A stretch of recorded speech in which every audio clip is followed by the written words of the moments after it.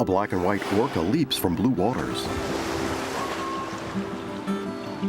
Every year in late spring, pods of orcas come to Kenai Fjords and gather in Resurrection Bay. They're drawn here by the annual King Salmon Run. Aboard a small boat. Oh, they're chasing a fish, look it. Just below the surface, an orca speeds by. Now that was a big salmon.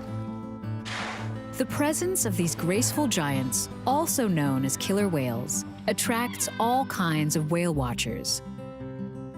Wow. From delighted tourists to dedicated scientists.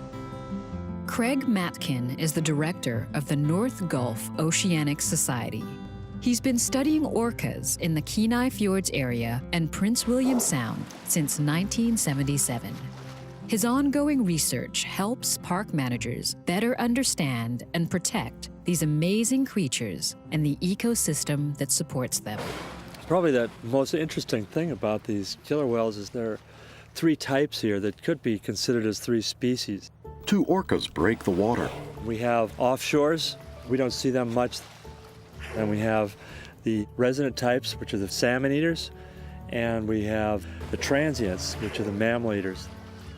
Craig spends most of his time studying the more numerous fish-eating orcas, or residents, which are the easiest to watch and follow.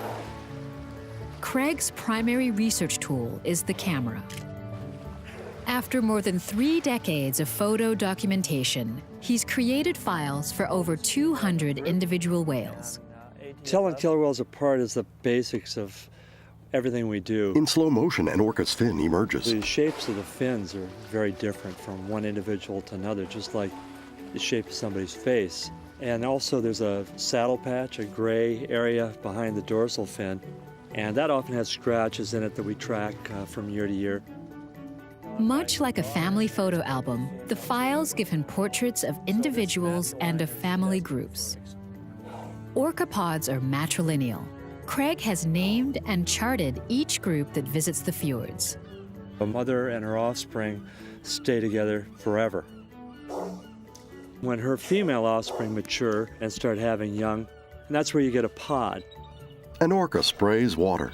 Craig can recognize the distinct dialects of different pods when they call underwater.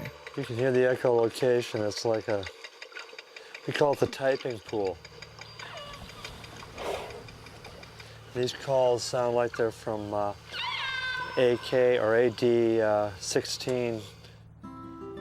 Genetics has allowed us to determine that there are multiple populations of killer whales up and down the coast of Alaska, and some don't interface or interbreed at all.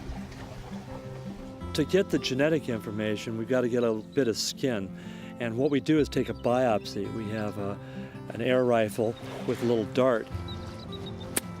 Darting also allows Craig to measure the level of toxic chemicals in the different orca populations. Because the transients eat at the top of the food chain, we see some of the highest contaminant levels than anything on Earth.